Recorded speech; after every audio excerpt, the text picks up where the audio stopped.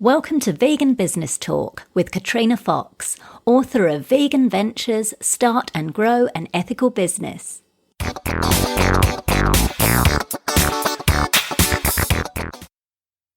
Hello and welcome to this episode of Vegan Business Talk. I'm Katrina Fox, journalist, author and PR consultant and founder of Vegan Business Media, a content, events and training platform providing success strategies and resources for vegan business owners and entrepreneurs. Firstly, a quick announcement. I get a lot of people contacting me asking how they can work with me.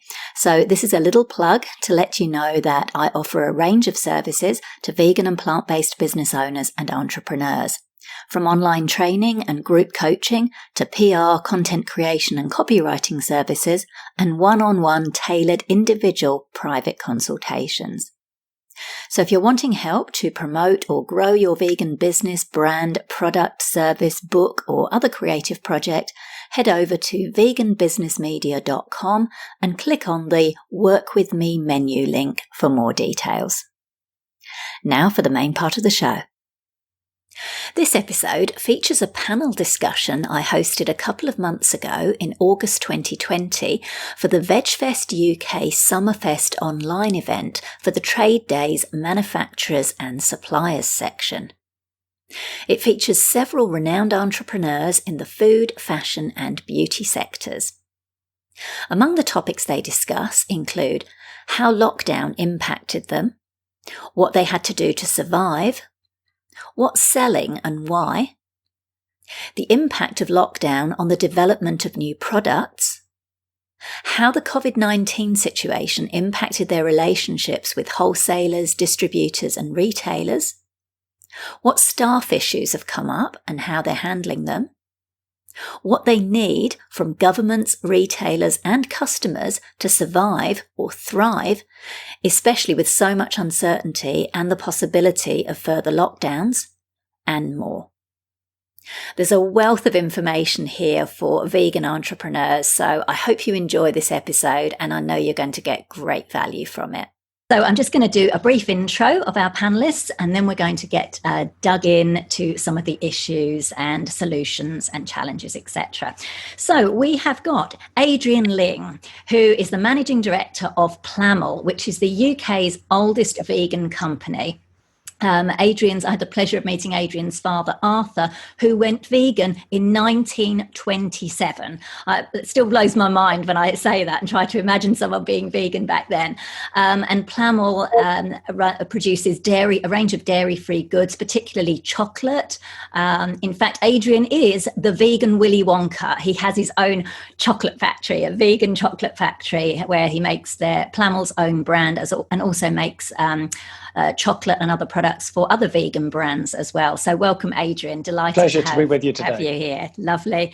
We've also got Tammy Fry. Tammy is the marketing director and part of the Fry Family Food Company, which is an international plant-based meat brand.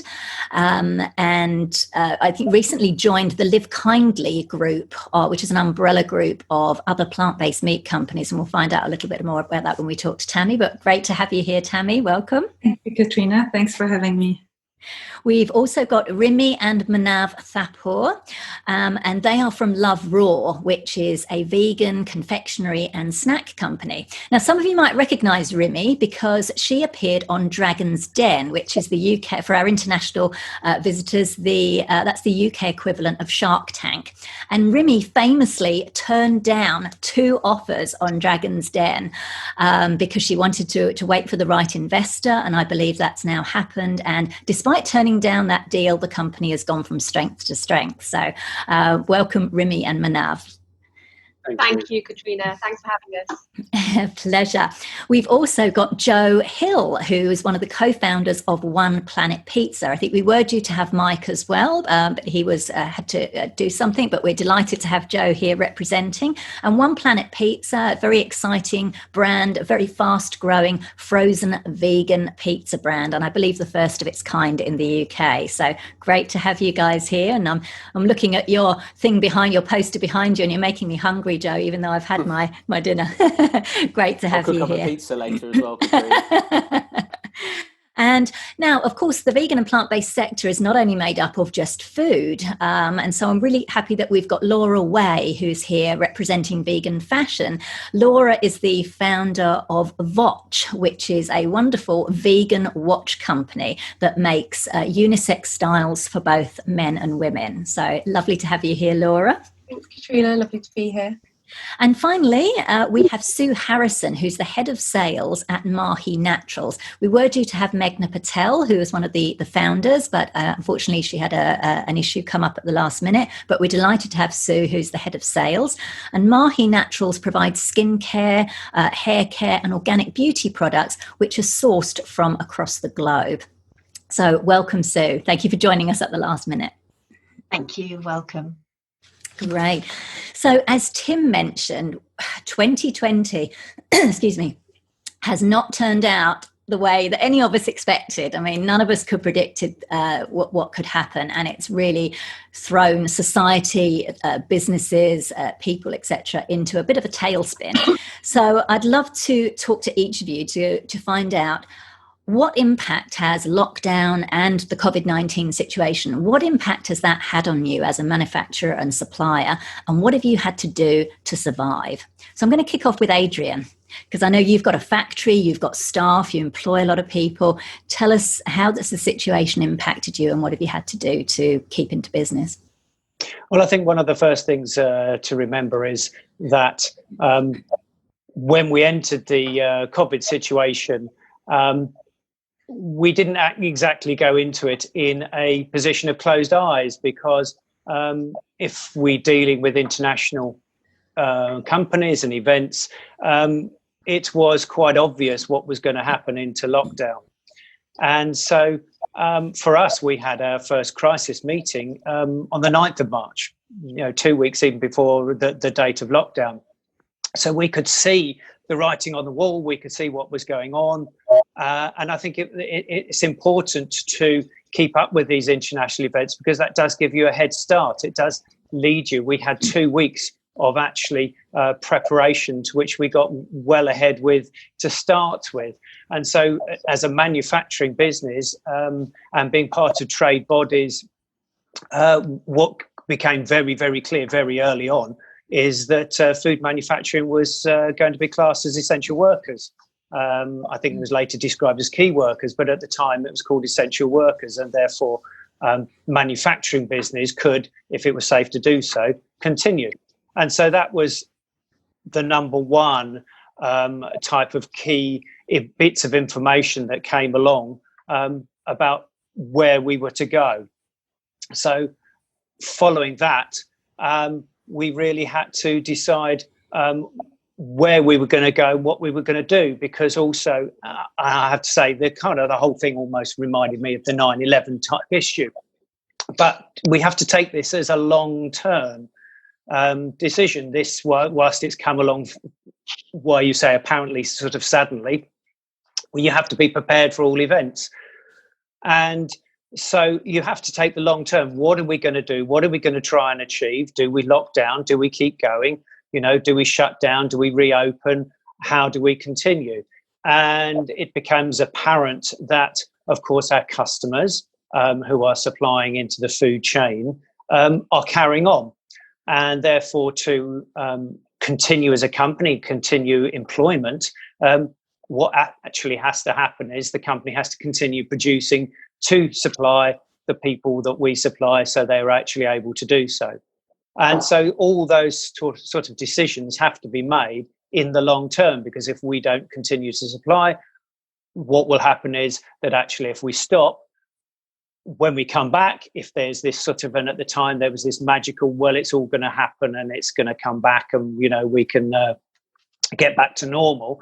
I think it became very apparent very, very quickly, even in that 2 weeks, that new normal wasn't going to happen perhaps ever. And so to maintain jobs and to maintain production, it actually had to keep going. And that's the important thing, really, that we learned very, very early on, is assessing that we're part of the food chain, and that even though we're very proud to have vegan food, people who consume vegan foods have the equal right to their food chain supply as any other supplier. And so whilst there were some who would be saying, oh, why is a vegan company staying open and all those sorts of things? Well, we're part of the food chain and we should be supplying that. So it's a long-term issue, and we don't see that necessarily that we are even at the, in famous words, we're probably only at the end of the beginning. Yeah. And there's a long way to go. And as I say, if you looked at 9/11, everybody thought, okay, that's it. The impact is going to last for many, many years, and decisions have to be made very early on into the long-term future and the best way to carry on and to keep the jobs. So did you have to do anything specific, Adrian? Did you or was it almost like business as usual for you? What did you have to do differently, if anything? Well, in food manufacturing, of course, you're quite used to systems and you're quite used to hygiene type ways of going about work. And so it was a very steep learning curve, obviously, to incorporate the COVID, the social distancing and all those sort of measures in place. And lots of other bits and pieces, such as a lot of the cleaning materials used have to be resistant and have to deal with the COVID rather than just any general bacteria, for instance. So there's a lot of technical issues going on. We had a lot of people working on it for a lot of those 2 weeks and after that, because, excuse me, looking back, we're all on this big steep learning curve, and even terminologies we use now were not being used at the time back in late March. So we were doing a lot of work internally to ensure that not only could we could manufacture today and tomorrow, but we were starting to put things into place that would last for a long time. It was already clear to us, for instance, this was going to last way into the end of this year and not go away. So we needed to have a sustainable model rather than one that was just a temporary fix. And that is important. And, we see some countries, the way they're dealing with it have come into a lot of criticism, but it's, a sustainable model rather than a knee-jerk model.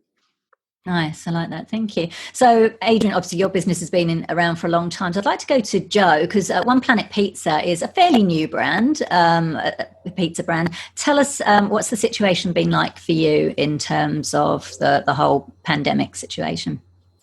Yeah, similar points to Adrian, really, that we already had a lot of the systems in place being, we're SALSA accredited in the food industry, which allows us to sell to certain customers with their own standards. So we had those, hygiene and cleaning systems in place already, which were very, well suited and helped us reduce the risks of infection and keep the staff safe. As an FMCG, we were in a very lucky position, so that when we went into lockdown, most consumers straight away would rush to the supermarkets and panic buy and panic shop and stock up on frozen as much as anything. I guess Tammy maybe will echo this as well, that we actually found a real increase in sales, which was incredibly lucky considering everything else seemed to fall down around us in lockdown. We actually had a real spike in sales. I think that's partly as an FMCG. It's also frozen. It's a very fortunate position to be in, and pizza is quite a safe, reliable meal that people can stock up on, fill up their freezers, and it's there ready for them when they run out of their chilled or fresh produce. So it was a very interesting time for us. And again, as Adrian said, the sort of fear around the start of the pandemic was, are we going to be classed as key workers, or are we going to have to shut down our factory, which could, that as a young small business, that could be the end of us. It would be really hard to recover from a factory close. We've only got a relatively small team compared to some of the guys here. There's about 8 full-time kitchen staff, and we're much more of a family. My mum's the kitchen manager. Her best friend Tanner has been with us since we launched in 2016. and then her daughter works for us. So we're a very tight-knit team, and me and Mike are with them every day. So for us, the biggest fear was, having to make staff redundant, or closing the factory altogether. So we've been really, really lucky and incredibly grateful that we're in a good position with frozen pizza, that sales increased and we were able to actually give the staff more hours, and whilst trying to keep them safe with all the systems in place. Fantastic. I love that. Yeah, we've seen various reports. Actually, it's been quite heartening to see, particularly, sales of vegan products, plant-based meat products have been going up, which is great. So let's go to Tammy. Interesting, because I think what's interesting I noticed with Tammy, with everybody else, you've all got e-commerce models, so people can buy your products directly. Whereas with Fry's, you haven't got that. People can only get them from retailers and supermarkets. So I don't know if that's had any kind of impact, but talk to us. Does what Adrian and Joe have said, does that resonate, or what's been the situation with Fry's? Yeah, I mean, to echo what Adrian said, we obviously produce in South Africa, and we do have 400 staff, and we had probably one of the strictest lockdowns worldwide in South Africa. We had level 5 lockdown in March, which ran for about, I would say, 5 weeks. We now at level 3. Which has still a lot of limitations. It's very difficult in South Africa at the moment. Tammy, when you say level 5, so what was happening in level 5? Did you have to shut the factory down? Did you have to lay off staff? What did that look like for you? Yeah, well, to echo Adrian's words, we were an essential service by the South African government. So even in level 5 lockdown, we were bringing staff to the factory, and these staff don't have means to get to the factory that easily. So it was organising public transport, maintaining social distancing with public transport. So there were some challenges, but every staff member had to be issued with a certificate that would allow them to come to and from work, because there were police on the road monitoring that. So there were challenges, but because we were an essential service, we were allowed to continue operation, which was great, because when so many people weren't working, our staff were really, fortunate and happy to be able to continue working, especially in an economy like South Africa, where you have such high unemployment rates already. So one staff member might be a breadwinner for 11 or 12 people. So it's critical that they continue working and supporting their family. Other than that, I mean, like Joe said, in all this chaos and unprecedented time and newness of operation, we had such an incredible increase in demand. I mean, in South Africa, in March, April, and May, we had a 75%, 103%, and 59% higher sales consecutively than last year over the same period. So a tremendous increase in demand, which was awesome. But then there were the challenges of getting raw materials. We had our rand, which was depreciating quite badly at the start of the crisis, and hasn't recovered. So we are importing a lot of our raw materials. And that's been challenging, because it's affected the pricing of the products. So they've been more expensive, right? And what about in terms of, so you mentioned the demand in South Africa. Can you say anything about the demand, for example, in the UK and other places? Yeah, I mean, so everywhere we saw similar growth everywhere. About 50% in the UK, about 40% in Australia. Quite a lot of out of stocks in Australia, unfortunately. We're trying to find our feet again. We do have a new facility which is coming online, which will treble our output, and that facility will come online in October, so will help us deal with that demand. But yeah, there's been a lot going on at Fraz since March, that's for sure. Sounds like it, yeah. It's heartening to hear, though, certainly, and I know we're going to get on to some of the others who are in the non-food-based space, but great to hear that, the demand and sales have been up for vegan and plant-based products. I think that's really heartening. So Rimi and Manav, so I guess some sort of similar, I guess some of your products are similar to Adrian in that they're kind of confectionery type snack products. Can you talk to us? And I believe you don't manufacture them yourselves, but you use a manufacturing facility. So can you talk to us a little bit about what happened there and how that impacted, how the whole COVID situation has impacted your business? Yeah, sure. I think very similar to Adrian, we were seeing what was happening internationally.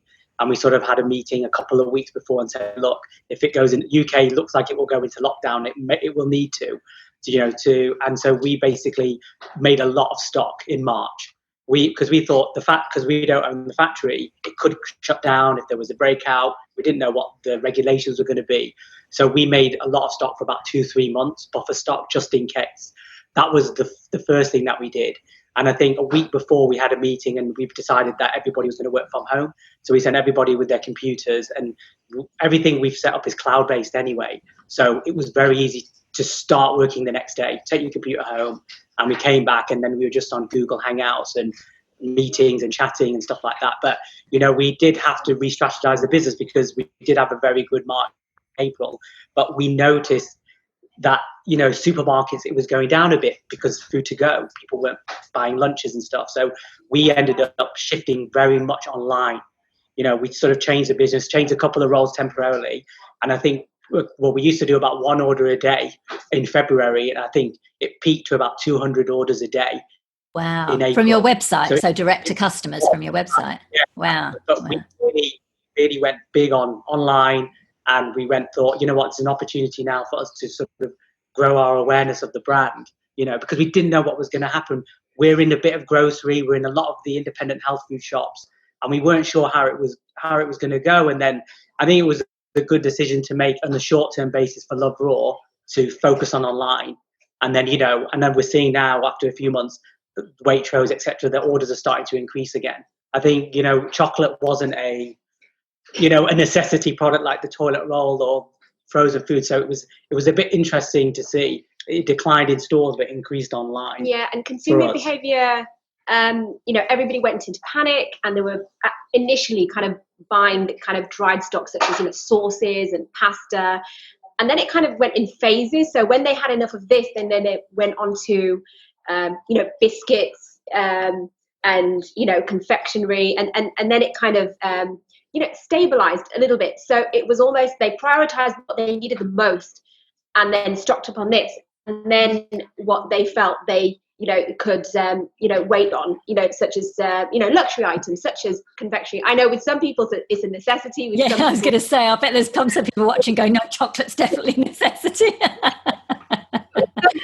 Luxury, in comparison to, dried goods. So we saw the kind of demand shift in those phases. And then, as Marv mentioned, as a brand, we've always said, we belong in the impulse aisle, in the food to go. So, we didn't really want to be placed in free from. And as buyers' requirements, are changing as well. So, we've really worked hard to get into certain bays such as food to go.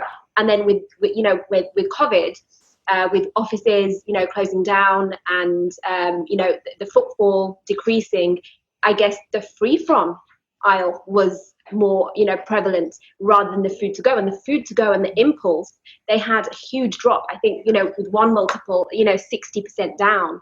Wow.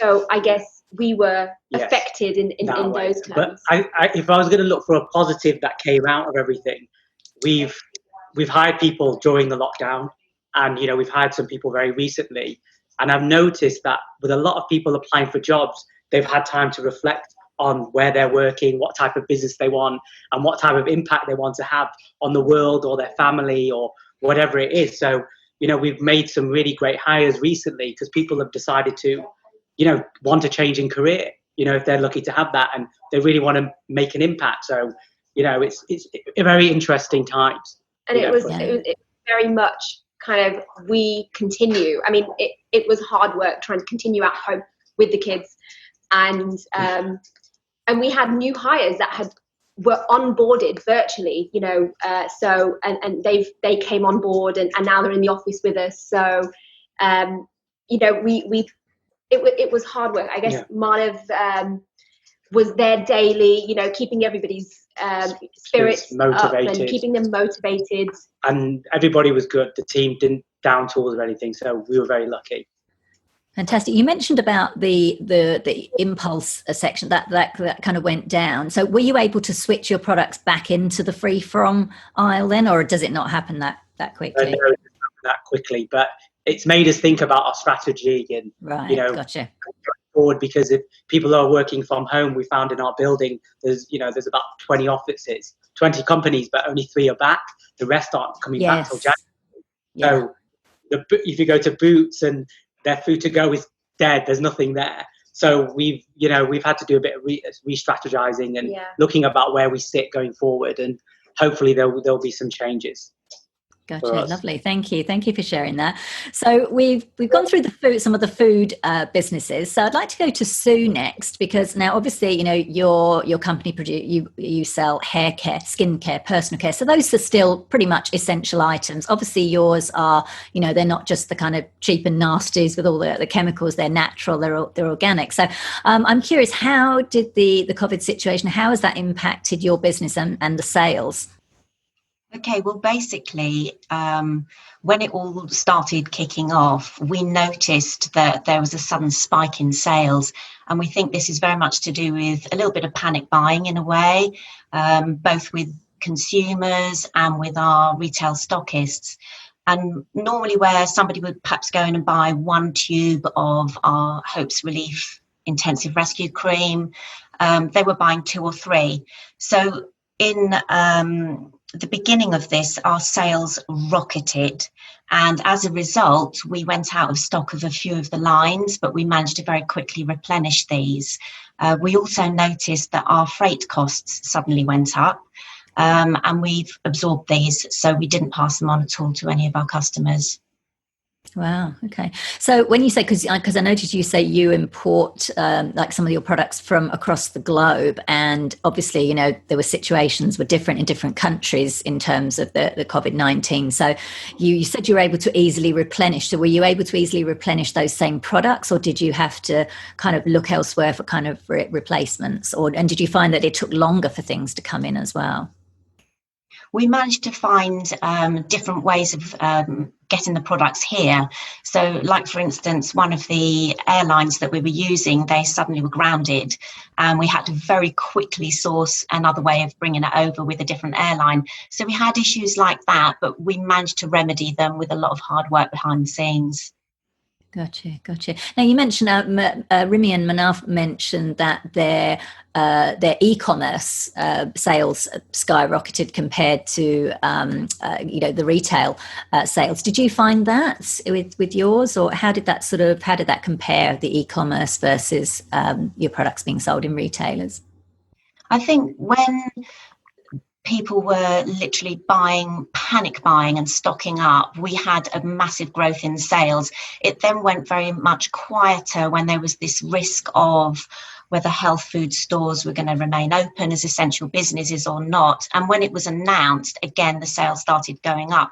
So year on year, we've had big growth, both directly into our stores, but also with our e-commerce that we stock for other people's e-commerce and our own e-commerce. A lot of these independent retailers weren't really focusing very much on their e-commerce. So we had to give a little gentle nudge and persuasion about how important it is that you've got to find other ways of selling these products and getting it out to the consumer. So we encourage them to use their social media a lot more. Even some of them are launching their own websites, which isn't a very quick and easy thing to do. But we literally had it happening on all different platforms all at once. Wow, certainly a busy time. Thank you for sharing that. So I'm going to go to Laura, because I think out of all our panelists, we can't really argue that a vegan watch is a necessary item. I mean, yours is it's a fashion item. It's they're amazing, they're beautiful quality. We've got one. My partner Tracy's got one. They are a luxury, a nice to have. So I'm really curious, how has this whole situation affected Votch? Yeah, of course. Well, we were naturally, going on what you've just said, very, very nervous in the beginning. We work out of Asia, so we were obviously seeing the situation as it unfolded firsthand there. And also just the week prior to going lockdown, we'd secured investment, which was really great and really exciting for us. And then the next week later, we were in lockdown with a 2-year-old and no childcare. So we had to really focus in and really strategize as to how we were going to make this work. Also, our fulfillment centre's based here in the UK. We weren't sure, because obviously we don't run and manage the fulfillment centre, if they were going to stay open, if they were going to close. They chose to remain open, which was great, so we could still ship orders. We saw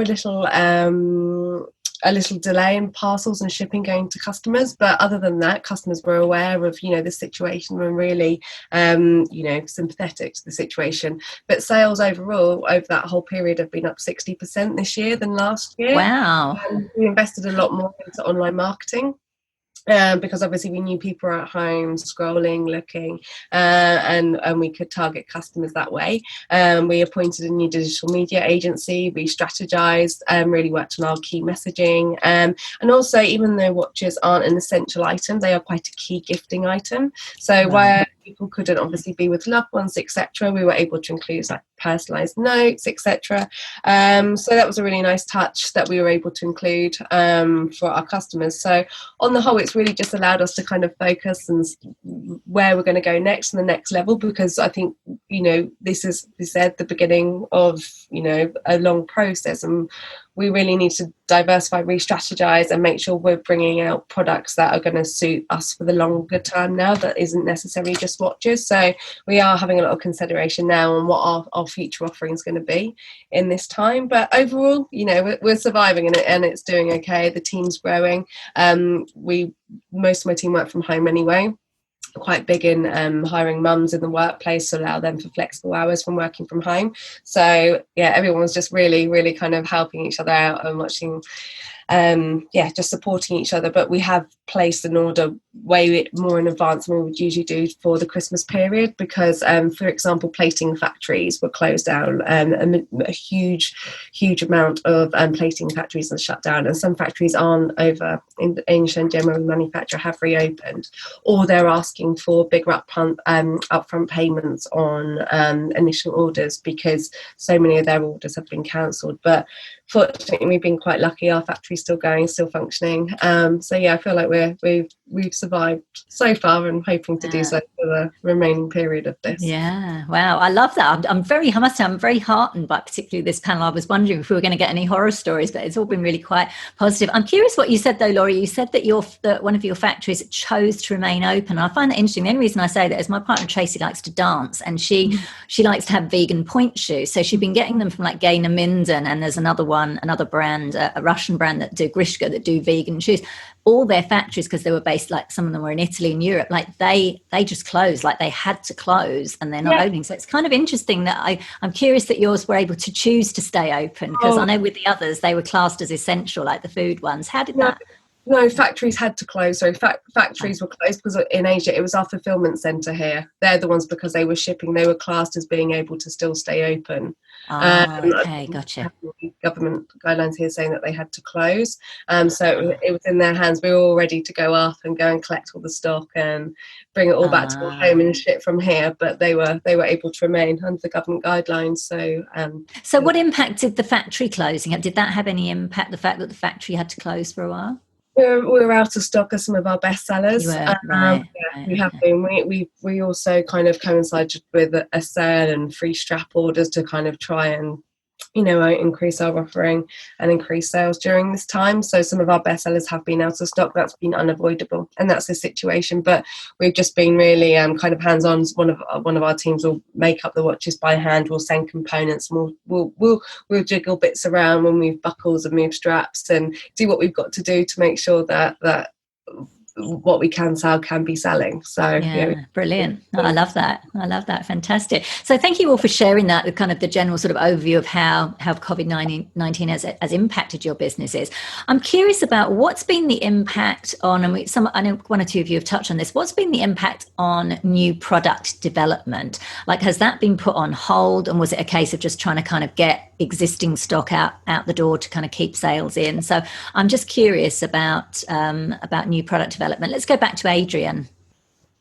Well, new product development has been something that we've been forging ahead with, and parts of we have 2 new ranges coming out.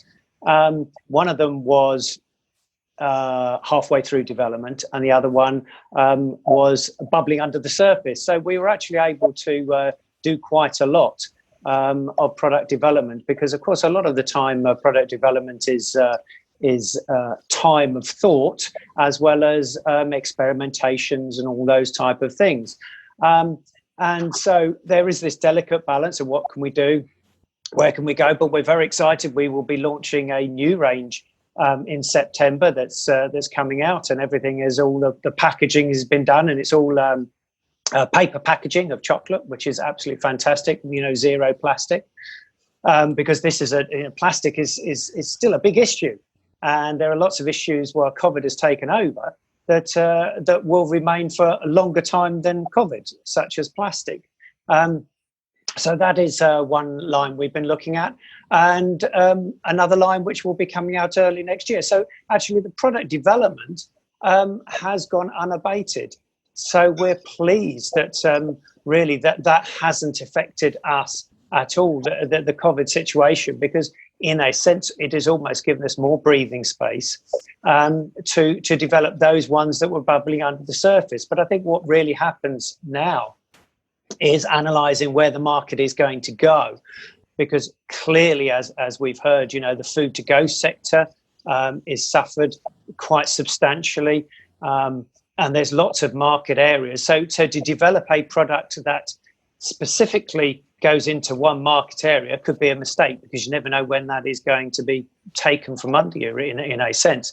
So to really look at long-term strategies to develop products, but maybe also long-term strategies to take some products out of the range, because in manufacturing you have to become leaner and more efficient. So the demands there, because the costs of manufacturing have gone up substantially because of all the extra things. So you're looking also to maybe take out a few of the range and replace them with a few others. So it becomes a long-term strategy rather than just, well, what else can we do? What new products can be done? And we think that's important. How people are going to be eating at home. How are they going to be snacking? Are they going to be sharing? Are they going to be indulgent moments? What are the essential foods going to be? How they're going to be viewed? What are the flavours coming along? And there's a number of flavours that have been bubbling under the surface as well. So they're all ones to look at. So in all the COVID situation, I think has been a neutral on existing product development, but does change the medium and long term look into what is required, what is needed. And we're actually pleased. We were working with 2 or 3 other companies in lockdown to actually have products that were going to be launched maybe at the end of this year. Now they're going to be launched next year, for instance. So that has taken time, but that gives a longer development. And just so that longer time lead times are needed. We're lucky. We've even gained some brand new customers come to us over this time with some new products on short-term development. They've said, can you produce this in this format or that format? And we've been actually able to do that for them in lockdown and supply a product. So that is really, really good. So that just shows that while lockdown has happened, that there are opportunities to be had. And I'm glad to say we've taken advantage of all those opportunities, because while some people we supply have literally sort of halved or quartered, others have doubled and trebled. So it is a swings and balances, and it's part of our long-term strategy. A good vegan term: don't put all your eggs in one basket. Really, have a diverse business. I don't know what the vegan term is for that. Maybe I've been saying avocados. Don't put all your avocados in basket. So really, the strategy is not to have a concentration of your sales, but to have a little bit here, have a product there, have a little bit there. And in that way, you have a diverse business, which is we have learned from being the original vegan company and going through all the times where vegan products weren't on the shelf, is to be diverse, to not be selling solely one thing or another, but try and do a whole range of different products. And you because you never know what's around the corner, you never know when the next storm is going to come, and that's part of our strategy in the long term, and it has been part of our strategy that we've really learnt, and why I think we've been quite resilient over the COVID times is because plan for the rainy day. You never know when it's going to happen, and and it happened quite heavily, didn't it? It rained certainly badly. did. It poured. But be prepared for these times. Don't always assume tomorrow is going to be exactly the same as today. And I think that's probably a big take home. We need to all learn, really, and we're just starting that process as much as anybody, and that goes in for our long-term product development. Yeah, I think that's good to hear, especially from such a business that's been around for so long, such as yours, is that you were pioneers, and at one point you probably were like almost the only vegan chocolate brand at one point, but you've obviously seen so much change. I mean, you have to constantly kind of keep changing and diversifying. So I think that's really great advice. Joe, as a frozen pizza brand, you've got some amazing products on there. I was having a look before we came on. Again, it's making me hungry. I'm like, I want one of these, but you can't ship them all the way over here yet. How has that been in terms of new product development for you? Did you kind of already like have a certain amount and you're kind of like, okay, we're just going to stick with that, or have you been working on new product development at all?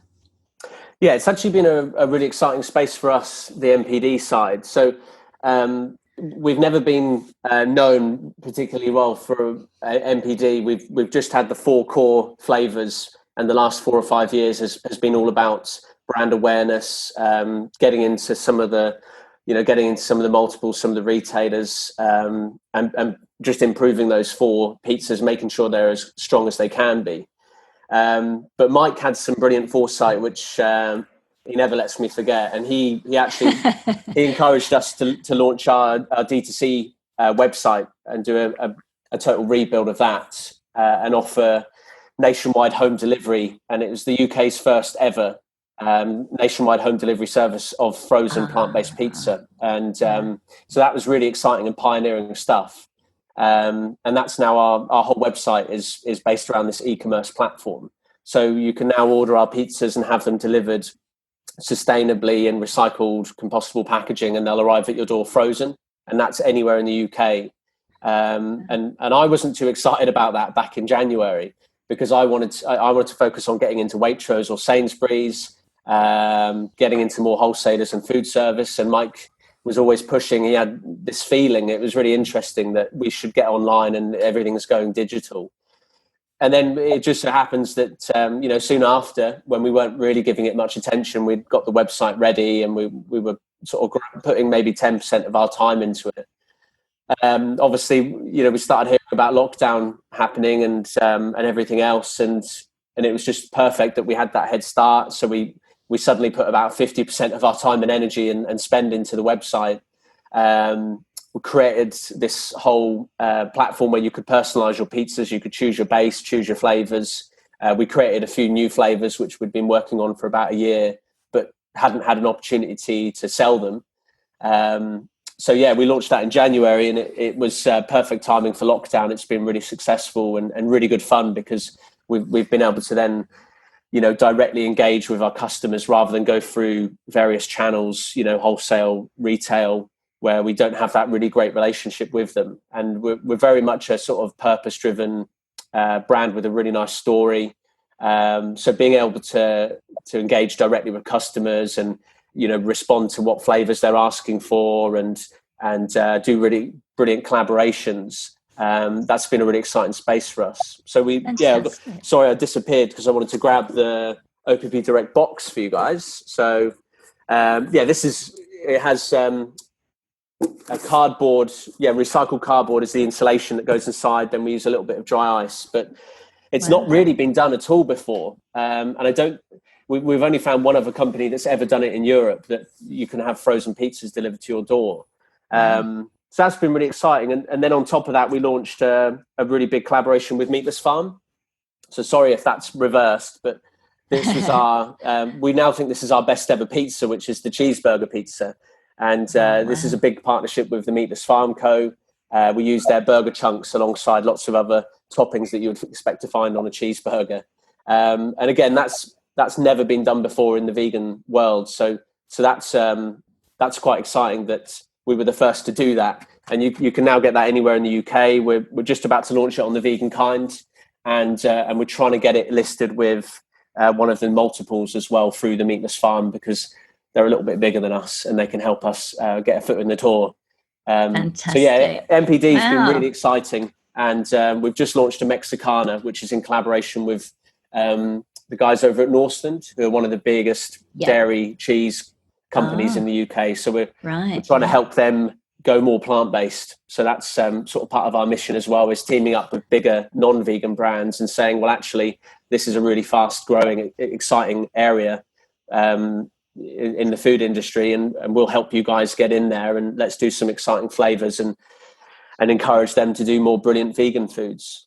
Wonderful. I love that. I'm loving hearing about this innovation. It actually leads me nicely on to Tammy, because curious about new product development in regards to fries, but also I know you and I have talked, because Tammy and I are friends. I know we've talked about how, being an independent family brand for so long, there was only so far you could get, and then these big corporates are coming in. So you actually joined the Live Kindly group, which is an umbrella group of other plant-based meat companies. So is there anything you can say about how has that helped fries in terms of being able to broaden out, get to a bigger market, and also around potential new product development? Yeah, thanks, Katrina. We also I guess we're one of the pioneers in the plant-based meat sectors, because we were founded in 1991 in South Africa, where I don't think there were any vegans in South Africa at the time, maybe a handful.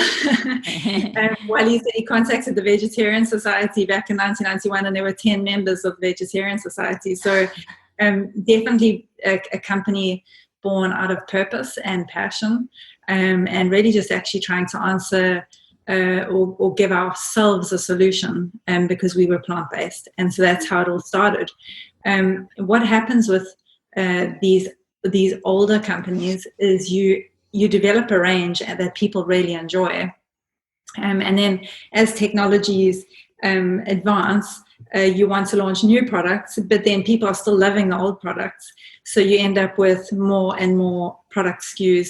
And we now have a portfolio of over 50 different plant-based meats, and as Adrian says, you have to sometimes cut the older ones, despite the fact that people are still enjoying them, but because you have to bring new technologies to market, because if you want to compete and you want flexitarians to move into the space, and you want to compete with some of the biggest corporate companies that are all entering the space at unprecedented rates, with huge wallets, you have to make some tough decisions. And I think for us, as a family, we knew how to make so many incredible products, so many very advanced technology products, because we'd had 30 years of experience. And we wanted to bring these products to market, but the capital investments for the size of company that we had become, we now supply 28 countries worldwide, and over 25,000 outlets that stock our products. So to now have the capital just as a family was becoming more and more challenging, and we made that decision to join with Live Kindly and have access to that capital. And there were a lot of corporates that did, very big corporates that knocked on our door, and we just needed to find people that were value aligned. And that's the great thing about the Live Kindly collective, is it's a collective only plant-based, 100% plant-based brands. So when we have discussions, we are all 100% aligned, and we share the same value system. We share the same purpose. So that made it easier for us to take that next step as a family. And as far as as NPD goes, we now are so excited because we're bringing new alternative proteins to market. We have we are now able to invest in that machinery and equipment to produce those products that we had been dreaming about being able to produce and take to market. And so you're going to see some very incredible, awesome, innovative products coming from Fry's over the next 6 months. One of our very most recent launches was the Big Fry Burger, which my son thinks that he named, actually, so he's claiming it. And it's doing incredibly well wherever it's been launched. It's a raw, and that's a frozen product. Is frozen it? Or chilled, ideally chilled, but it is being sold in some regions where the chiller is not an option for it to be sold. For example, in South Africa, that market, that the chilled plant-based market's not established enough, so it's being sold in the freezer, but it is a raw product, so it requires a little more cooking. It gives that whole meat experience. It's got that red. You want to say it bleeds. It doesn't. It's not a bleeding burger, but it looks like a raw burger, which sizzles and has 20 grams of protein per patty. And one of the things we're really proud of is that when we produce products, we have almost no additives. So when we do comparisons across all different meat analogs, Fry's is probably one of the cleanest meat alternatives on the market, and I think that's because we eat our products every day, and my children eat our products. And so we choose our ingredients very carefully, because when you're eating it, you want to know that you're eating good food. So it's very important to us as a family.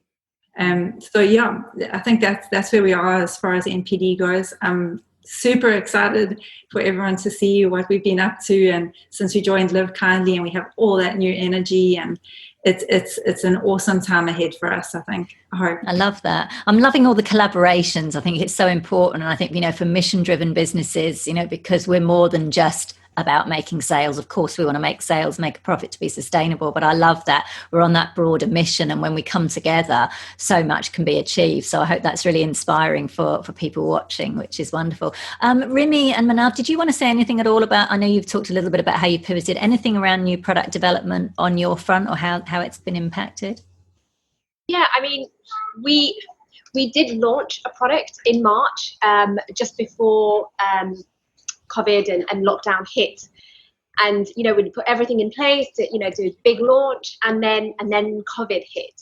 So I guess in that terms, it was unfortunate for us, because I guess, again, consumer behavior, consumers wanted to buy something that they know and that they're familiar with. So the new product that we had launched, did have a low rate of sale. And, we almost have to relaunch that again in the coming months, because we don't feel it had that opportunity to launch as well as it could have. We were working on a new product to launch in May, around May. And, we can do so much our side and move forward with it. But then we had limitations of factories and, them, they closing down, and, they weren't open for a few weeks. And so it was just waiting on kind of, other parts of the business, that was holding us back. But we are going ahead and launching in September, and it resonated a lot with what Adrian was saying, just diversifying. And whereas before, I think you always think by getting into the multiples, you'll have that kind of high rate of sale, but I think you've got various elements where you can sell out of home and convenience and D2C and the multiples. So I think it is about just diversifying across all of those channels. And you want to tell the product? It's the 1st of September, but it's a world's first in vegan chocolate. Oh, so Adrian, you've got competition. What is it? It's very innovative. It's very innovative. We've had a fantastic feedback from buyers, and we're going to be kind of hitting stores in September. So you can't say what is it, top secret at the moment? You can't tell us what it is. Give us a clue. Everybody, so but I keep saying no, the 1st of September. Yeah. When 1st it's of there. September. Okay, we'll keep an eye out. Well, we're looking forward to that. Brilliant. Laura, I know you briefly did touch on new product development. You said you were kind of getting quite creative because of the factories closing down. Is there anything you wanted to add just on new product development? Thank you, Remy. I think the vegan fashion space, despite COVID, is still growing massively. I mean, the vegan leather market set to take over the animal-based leather market by 2025. So there's such a big space for us there to work with. I love that. Really, really exciting. And it's not, when we first launched 4 years ago, it was very much about vegan fashion, but obviously it's all about sustainability now as well. And there are so many new materials coming out, incorporating bio-waste like cactus and apple, etc. So we're doing a lot of innovation and experimenting here. And we're launching a completely new product, hopefully in the next 2 months to hit the Christmas market. But we're really diversifying into other accessories, and that's what COVID's kind of given us. And with our investment and trying all these new materials, a real scope to really branch out on our current offerings. So it's a really exciting time for us to. Wonderful. Silver linings. I'm loving them. Sue, I don't know, I'm not sure if Mahi Naturals, do you actually make any of your own products, or is new product development, is that applicable to your business, or is it more you're kind of working with other brands to sell their new products? Is there anything you want to add on new product development? Yes, we actually do have one of our very own brands, which is called Skinworks. This is a superfood facial oil for the skin. So we do have that as our own brand, but we've got quite a diverse portfolio of brands, going from oral dental care, which is Woo Bamboo. We've got Crazy Rumour lip balms, which are 100% natural and vegan. These are very good at the moment because obviously people are wearing masks, are getting dry lips. So this is a very good seller. Hope's Relief, again, which is natural skincare. We've also got BioCap, which is a vegan rapid home hair colour brand. So this is one of our highly topical brands. Our other highly topical brand, again, is going to be Hope's Relief. We also have Imani vegan cosmetics.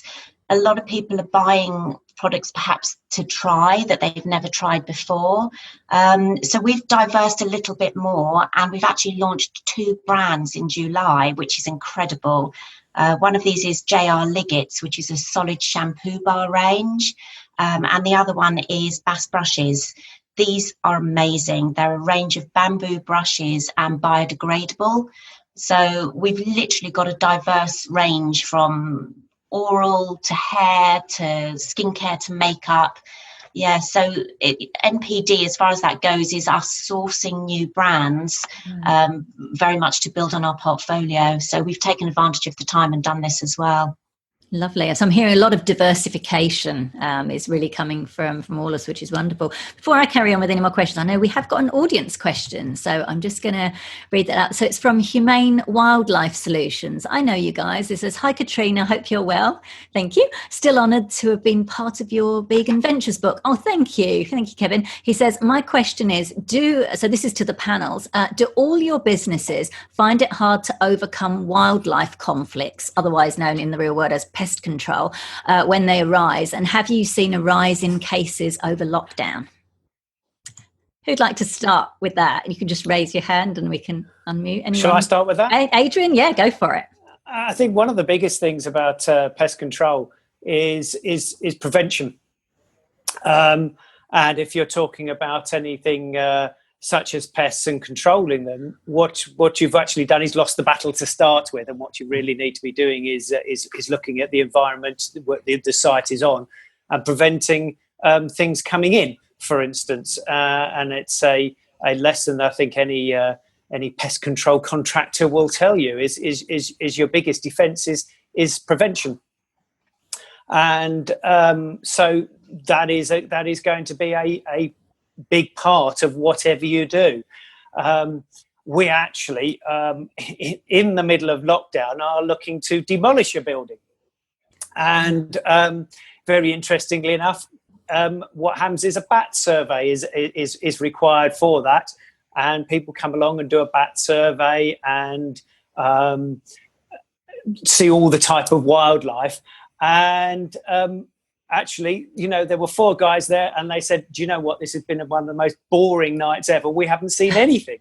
And that's partly because, it's about preventing things rather than having to control them. And I think that's the big lesson that everybody has. So I think there is a conflict, but the conflict is well, keep the door shut to start with.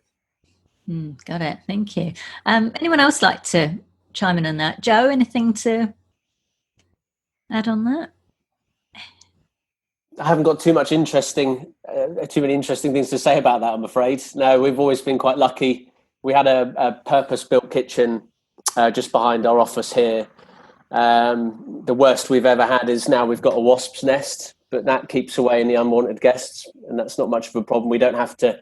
They're not coming into the kitchen area to the high-risk areas. They're just outside. That's about as much activity as we've had out here.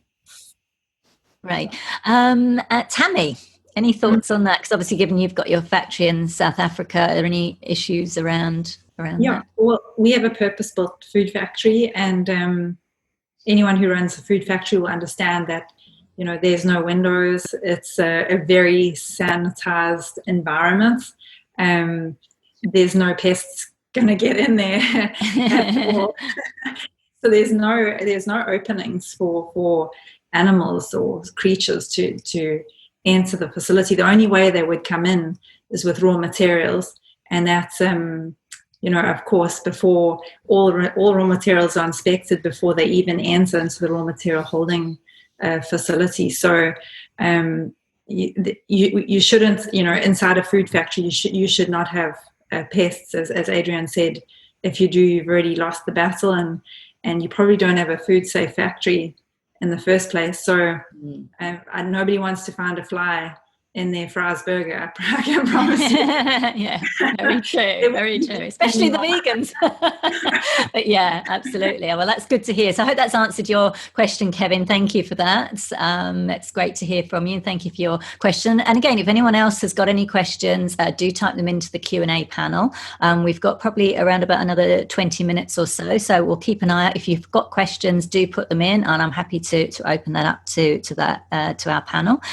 So in the meantime, so just wanted to talk about, I know some of you, particularly those of you who deal with wholesalers, distributors and retailers, I'm wondering whether, because typically we know that the margins are often tight, and particularly when it comes to the big supermarket chains, they can kind of squeeze, independent brands in terms of the profit margins, etc. I'm wondering whether you've seen any kind of difference in your relationships between those parties, given the COVID-19 situation, like have they sort of made any concessions or in any way, or given you any benefits in any way at all? Who'd like to kick off with that? Tammy, I know you deal with big supermarkets. Maybe we'll start with you on this one. Well, Katrina, because the plant-based space is such an active space at the moment, I think at the end of the day, retailers exist for primarily one thing, and that's money.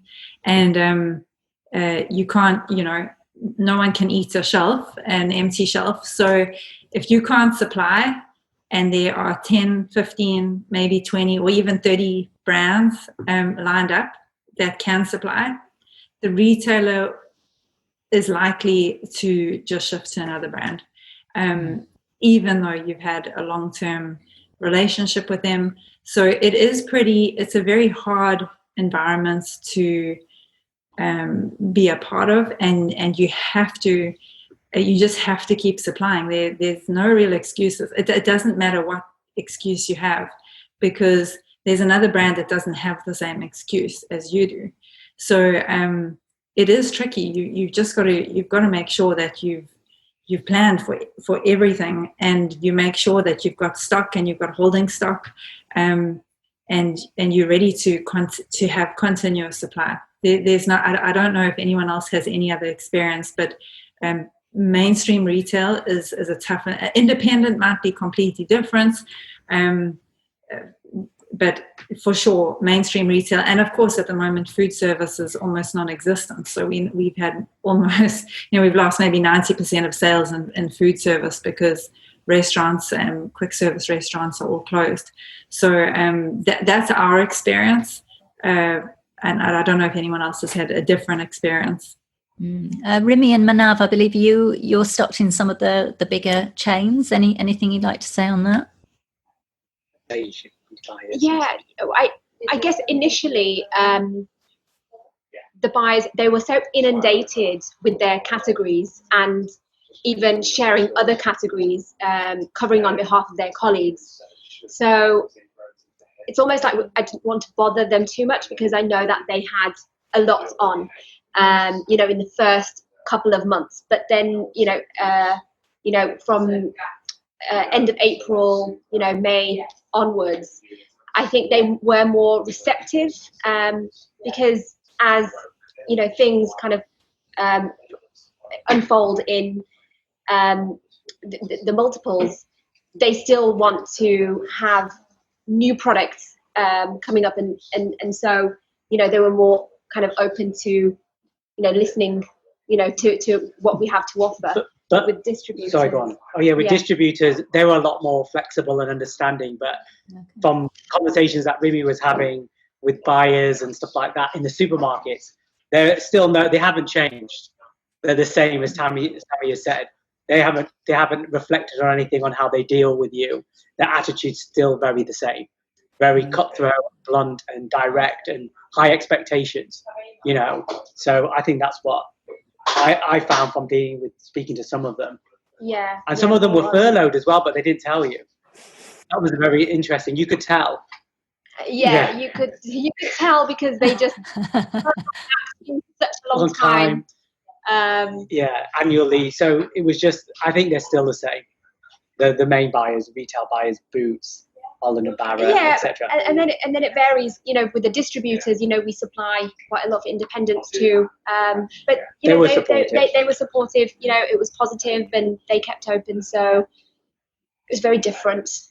And as you were saying on the food service, that literally just collapsed overnight. Absolutely.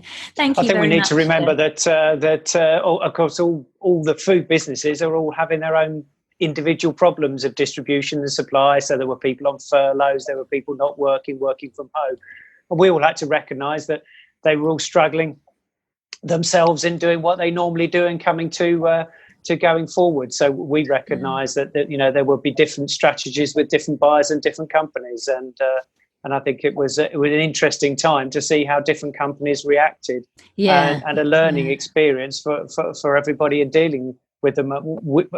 I think from us, one of the strangest things was having online Zoom audits by customers. Oh, really? Things that were really, really different, where normally people would come to site and audit you. They would do everything by Zoom and things like that. So that was really, really different from dealing with buyers and companies.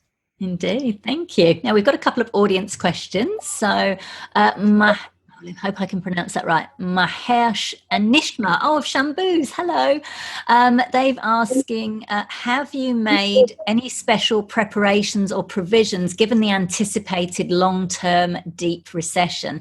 I know, Adrian, you touched on that a little bit earlier about long-term strategies, but would anyone else like to chime in on that in terms of, because we are living, it is very uncertain. I mean, yes, we've had a lockdown, but now, there's potential second, maybe third. We really don't know where we're going. So any of you want to touch on that, on any of the plans you're making?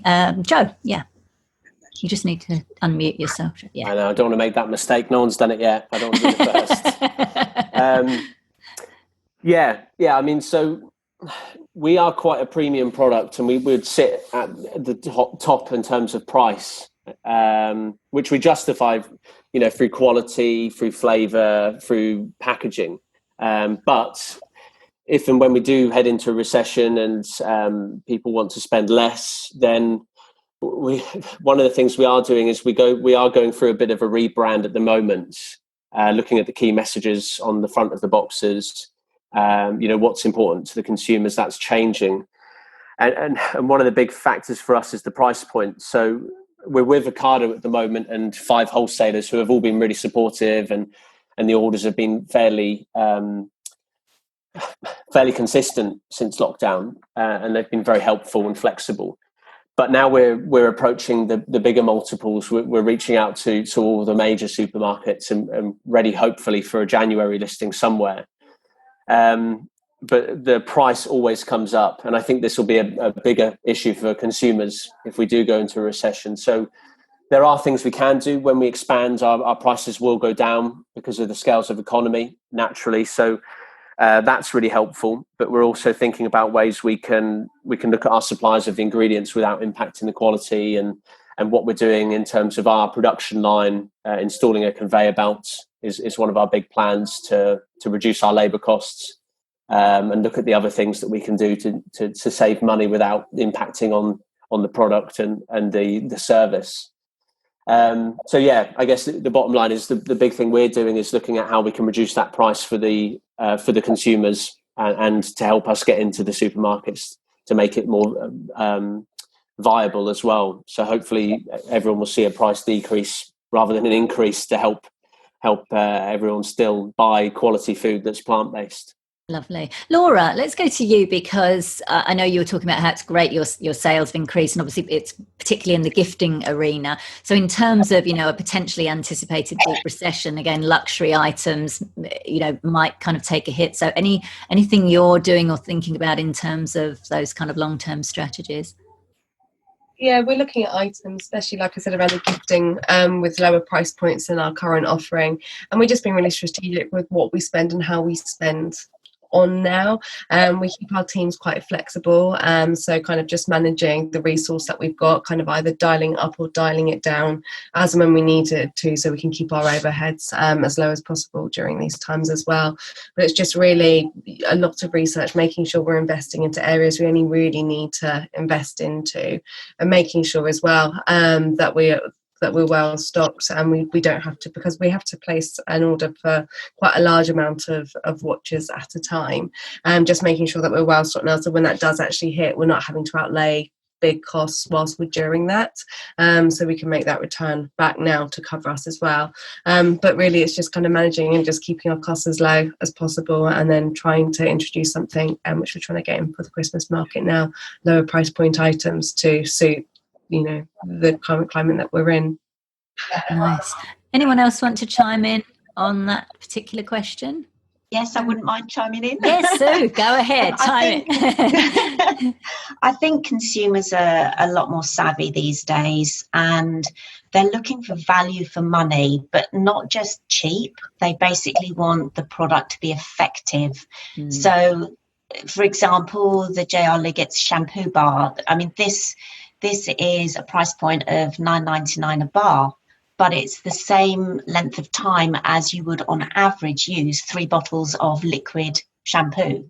So they're looking for value and quality combined. And I think this is a big change.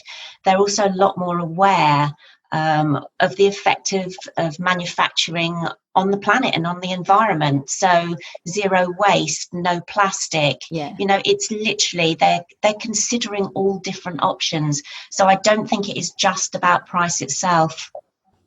That's interesting. Thank you for sharing that. We've got a couple of other questions. Helen, where's she gone? Helen. Hi, Helen. She said, hi, everyone. It's awesome to hear that so many of you have been using the time during COVID to rethink, analyse and diversify while pushing ahead with MPD. Do you see this has been a good opportunity for independent brands like ours to gain some traction against the bigger brands that were unable to stay open, keep shipping orders, or operate their supply chains from home? It's an interesting one. Who'd like to? Shall I say? Yeah, Adrian. And it's just a personal and then we'll comments go to really here, and sometimes I have to go with those personal comments, which are instinct, and I think there are disruptive brands that come into the market and do very well on the smaller side, but on the other end of the scale, I do feel that the current pandemic, what has allowed to happen is that the larger multinationals are gaining traction with their own brands because of supply chain issues. That's particularly the major retailers may see that they are safer in supply chain issues, keeping shelves fuller. And so I do think that the multiples will come out of this a little bit better than the disruptor brands. The investment that and the cash that these multinationals have, they can ride out these kind of storms much better than the smaller brands. So whilst there are a great deal of opportunities to be had, and lots of people are developing and taking advantage of that, I do feel that over the long term we will look back at this and say this was the point where the balance swung very gently and maybe imperceivably, and maybe in the future may be wrong, but I think we will look back here and say that this was the point where the multinationals really took hold of the major part of the market. And I hate to say it, but I think that's where we will see it. And I'm hoping that, through the development of web-based sales and more direct sales and the strength of the independent market will continue to exist. But I do feel that the teeth are slightly in further for the multinationals.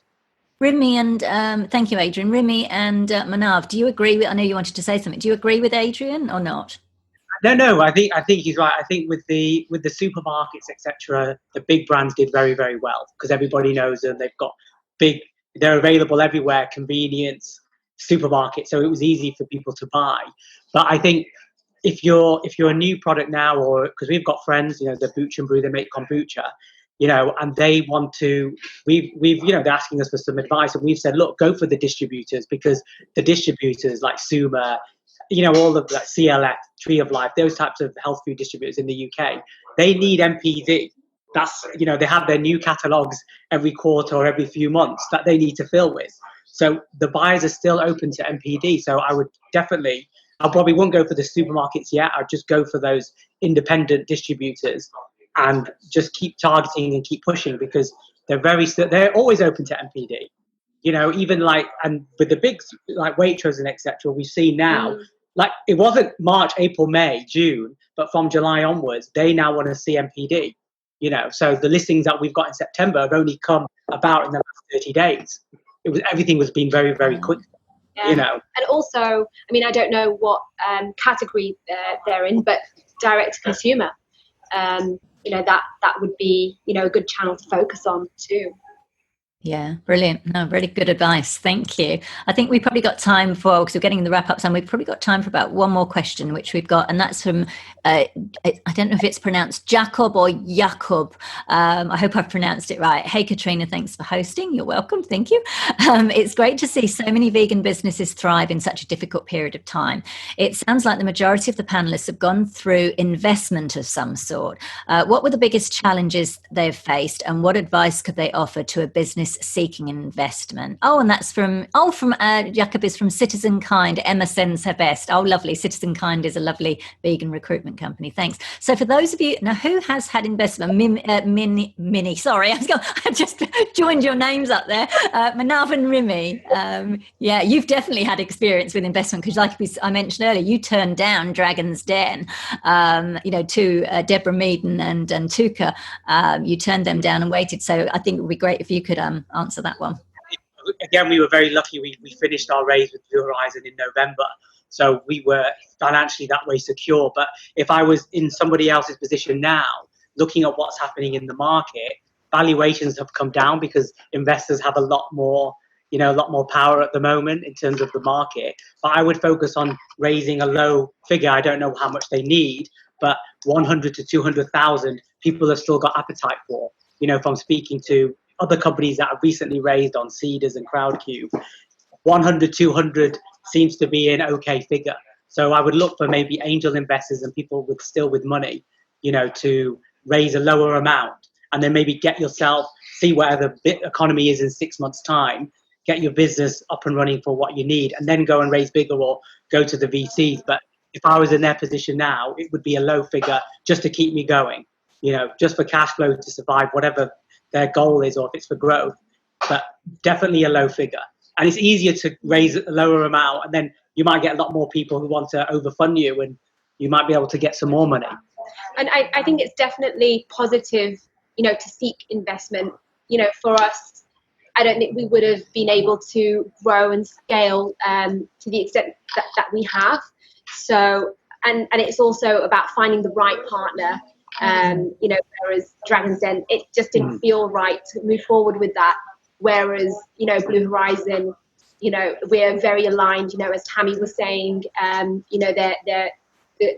their portfolio is very sustainable, vegan, and, we're all on the same page. We understand each other. But then there's also channels such as, crowdfunding, which are quite successful for, smaller companies as well. And you can get a good higher valuation on these platforms. But you'll always need those investors offline first. Yes. And then get an online. Anchor investor, and then you have that loyal following of your consumers. But it could, from our experience, it took 9 months from speaking to Blue Horizon to getting the money, and that was because of summer and etc. and the due diligence. So allow that time to start now, and it's a full-time job raising money, probably like everyone. That's really good advice, actually. I'll just go briefly to Laura, because I know you've also recently had investments. Is there anything you'd quickly like to add before we wrap up? Yeah, I think it can be quite a daunting task, and finding the right investors is key. I was always quite skeptical. I think I was a bit naive in the beginning when I launched Botch and thought I could grow it organically. But we have had to change. As I said, we were quite fortunate in the fact that we'd had almost 4 years trading at the time that we went to seek investment. So we had proven traction, and we could demonstrate a growing market. So it's really important that you demonstrate to any key investors your market, how it's growing, and also how it's going to shape out and how you predict it's going to shape out in the current climate. We've had to obviously rejig our figures slightly and put more realistic expectations in than we may have done back in February, March. But yeah, it's really key to just find an investor with kind of relevant expertise. We were really fortunate. Our first investor meeting, we got investment, and we actually brought 2 investors on. The first 2 investor meetings said yes. So for us, the whole turnaround time was actually pretty quick. We saw the money within a couple of weeks. So it can go one of 2 ways. I was expecting and preparing for the worst and preparing for a long slog. But it's just networking, getting out there and just pulling in those resources around you that can measure and build and scale and make your business succeed. Absolutely. And just on that, I'll just wrap up on that. On my website, veganbusinessmedia.com, there's a blog post called How to Get an Investor for Your Vegan Business. And it's actually a list of vegan and vegan-friendly investors, including the types of things they invest in and how to pitch them. And I've also interviewed quite a few investors on the Vegan Business Talk podcast, so you can check that out, because it's really worth listening, because they each have different ways that they like to be pitched. And it's always good to go in with as much information as you can, rather than just kind of, hey, give me money kind of thing. So that's a great question, I think, and one we're going to have to wrap up on that. But look, thank you so much to everyone. You shared so much really brilliant insights and expertise. You've been really generous with your time and the information that you shared. So that's it for this episode of Vegan Business Talk. I hope you enjoyed it and found it useful. If you like the show, please give it a review on iTunes or whatever platform you're listening on, as it helps to get it seen by more people. There are more free resources on the veganbusinessmedia.com website to help you in your quest to build and sustain a successful business. And if you'd like to work with me personally on promoting and growing your vegan business or brand, you'll find details on how to do this on the website at veganbusinessmedia.com and clicking on the Work With Me menu link. Thank you so much for tuning in, and I look forward to catching up with you on the next episode of Vegan Business Talk. Bye for now.